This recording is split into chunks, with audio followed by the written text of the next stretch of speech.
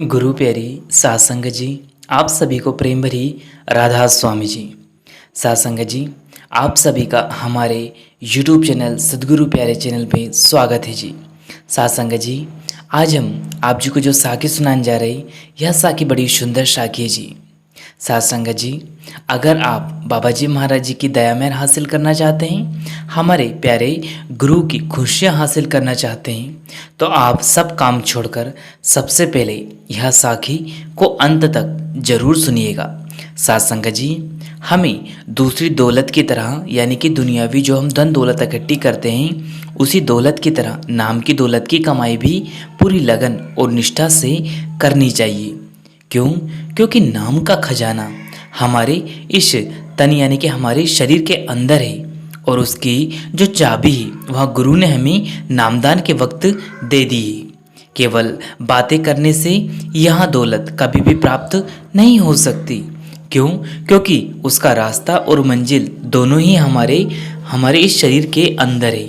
हमें केवल अंदर जाकर अपनी यात्रा प्रारंभ करनी है। और अगर हम हमारे बाबा जी के आदेश के अनुसार हर रोज भजन स्मरण करेंगे तो कोई वजह नहीं है कि हम अपनी मंजिल तक ना पहुंच सके। सासंगत जी, आज की हमारी जो साखी है यह बहुत ही सुंदर और प्यारी साखी है। सासंगत जी, यहाँ पर सदगुरु का जिक्र हो, गुरु की बातें हो, उससे अच्छी और बढ़िया जगह क्या हो सकती है जहाँ हमें कुल मालिक के वचनों को सुनने का मौका मिले, गुरु की दया मेहर सुनने का मौका मिले, तो इससे अच्छी जगह दुनिया में कोई हो नहीं सकती। सासंगत जी, क्योंकि गुरु में असीम दया और ताकत होती है, क्योंकि वह परमात्मा इंसान का रूप लेकर गुरु के जामे में आता है और हम जैसे जीवों पर दया मेहर करके हमें नाम की दौलत दे देता है।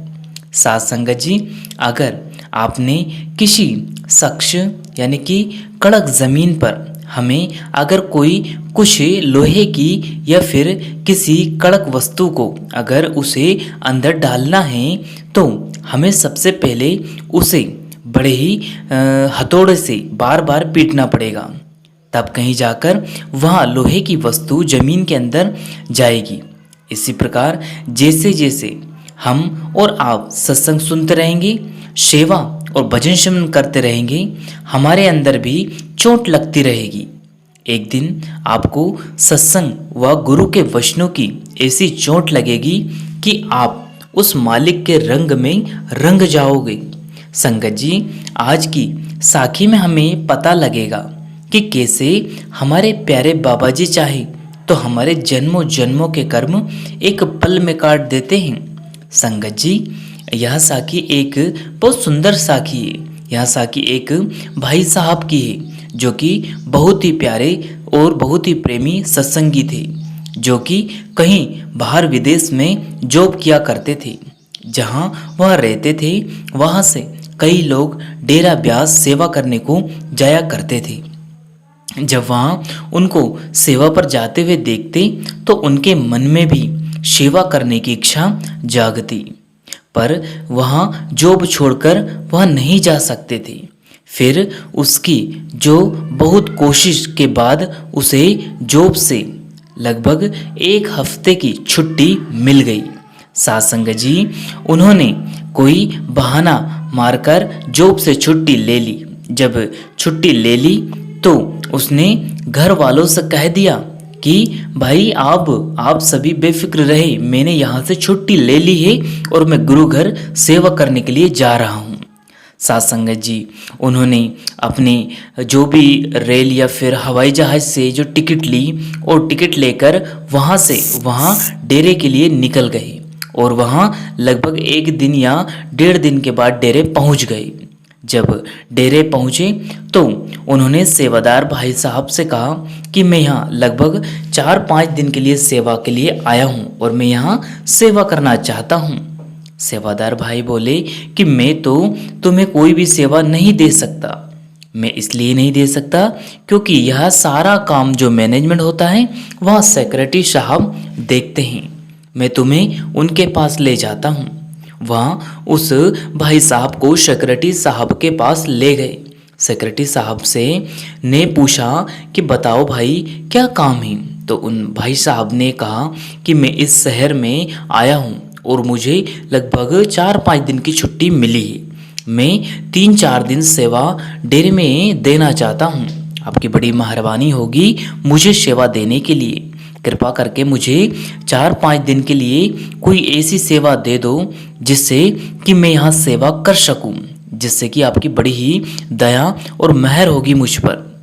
सासंगत जी, सेक्रेटरी साहब उसे एक गेट के पास लेकर गए और कहा कि आपको इस गेट के पास सेवा देनी है।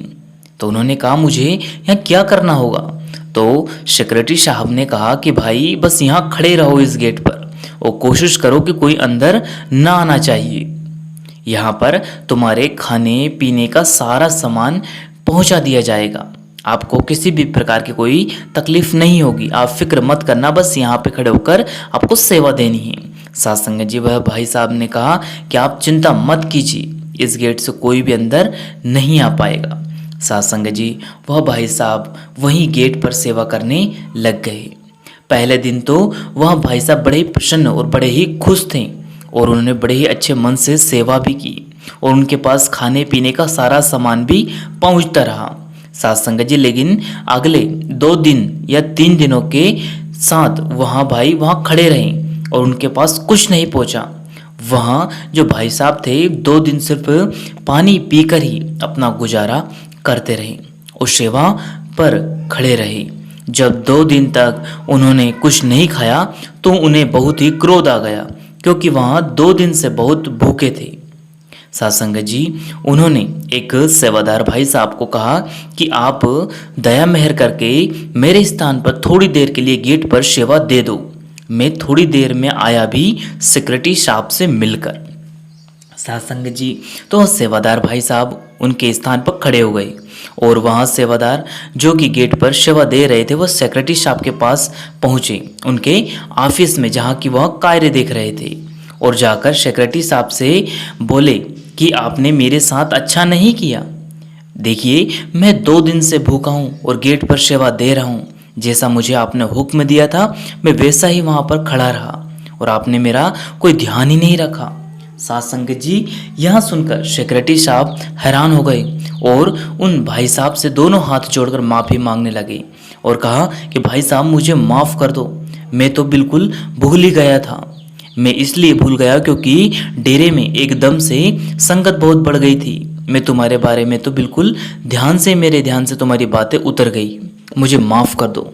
उस भाई को जो क्रोध आया था वह शांत हो गया। फिर सेक्रेटरी साहब ने उन्हें अपने पास बैठाया और खाना खिलाया। खाना खाने के बाद कहा कि अब मैं चलता हूँ। तो सेक्रेटरी साहब बोले कि सिर्फ आज की रात और तुम गेट पर ड्यूटी दे सकते हो क्या? सासंगत जी, तो उन्होंने कहा कि फिर सेवा देकर तुम सुबह चले जाना। तो भाई साहब ने मना नहीं किया और कहा कि ठीक है, आज रात की मैं सेवा गेट पर दे दूंगा। सासंगत जी वहाँ गेट पर ड्यूटी देने के लिए चले गए। जब रात के लगभग आधी पहर बीत चुकी थी, यानी कि 2 बजे होंगे, तो कोई देर रात को किसी ने गेट खटखटाया। तो भाई साहब बोले अंदर से ही कि कौन है? तो उन्होंने कहा बेटा गेट खोलो।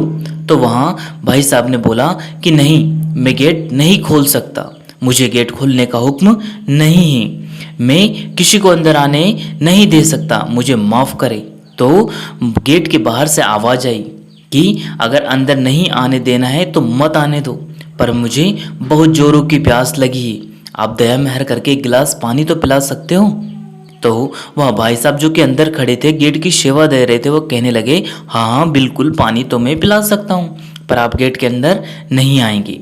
सासंगत जी, उधर बाहर से आवाज़ आई, ठीक है मैं अंदर नहीं आऊँगा, पानी तो पिला दो भाई। उन भाई साहब ने पानी का गिलास भरा और जैसे ही गेट खोला उन्हें पानी देने के लिए, तो वह क्या देखते हैं कि गेट पर जो शख्स खड़े हैं वह कोई और नहीं, स्वयं बाबा जी महाराज जी। सासंगत जी, वह भाई साहब देखकर बाबा जी महाराज जी को उनकी आंखों से आंसू आ गए। अक्सर हम देखते हैं जब बाबा जी महाराज जी सत्संग घर में या फिर स्टेज पर आते हैं तो हम बाबा जी महाराज जी को देखकर कितने भावुक हो जाते हैं, हमारी आंखों से आंसू आ जाते हैं। खैर, बाबा जी ने पानी का गिलास लिया और कहा कि बेटा, तेरा 2 दिन का भूखा रहना कभी भी बेकार नहीं जाएगा। तेरे 2 जन्मों के जो होने थे वह भिखारी के रूप में होने थे सासंग जी। और उन्होंने कहा कि वहाँ 2 जन्म तुझे भूखे रहकर ही काटने पड़ते, लेकिन यहाँ तूने जो भूख सहन करके ही उससे तेरे जन्म खत्म हो गए। बस यही बात तुझे बताने के लिए मैं यहाँ आया था। बाबा जी यह कहकर वहाँ से चले गए। तो साथ संगत जी देखिए, गुरु कैसे हमें बुरे कर्मों से बचाते हैं, हमें तो पता ही नहीं चलता कि किस रूप में आकर वह हमारी सहायता करते हैं, हमारी संभाल करते हैं। फिर भी वह मालिक हमें कभी भी जताता नहीं कि उसने हमारे लिए क्या क्या किया है। और हम थोड़ी सी सेवा कर लेते हैं, गुरु घर चले जाते हैं, भजन सुमरन पर बैठ जाते हैं तो हम उसे जताने लगते हैं। सत्संग जी, हमेशा उसके बहाने में रहना चाहिए और भजन सिमरन को पूरा वक्त देना चाहिए, क्योंकि वह मालिक जानी जाने वह हर एक वक्त हर एक पल हमारी जानता है।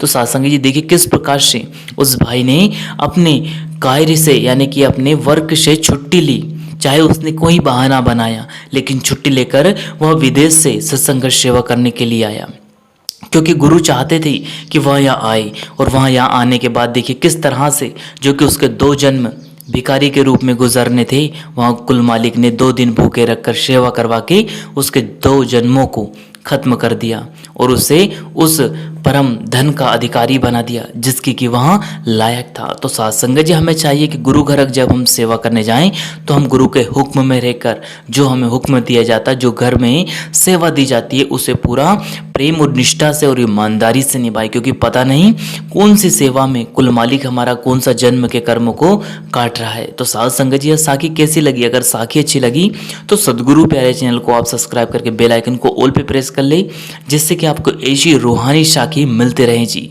साथ संगत जी, इसी के साथ अपनी वाणी को विराम देते हैं, फिर मिलेंगे किसी और वीडियो में। तब तक आप जी अपना और अपनों का ध्यान रखें। अगर वीडियो पसंद आए तो लाइक जरूर करें, शेयर करें और चैनल को सब्सक्राइब करके बेल आइकन को ऑल पे प्रेस कर ले। शुक्रिया, टेक केयर। अंत में आप सभी को प्रेम भरी राधा स्वामी जी धन्यवाद। फिर मिलेंगे किसी और वीडियो में। शुक्रिया, टेक केयर।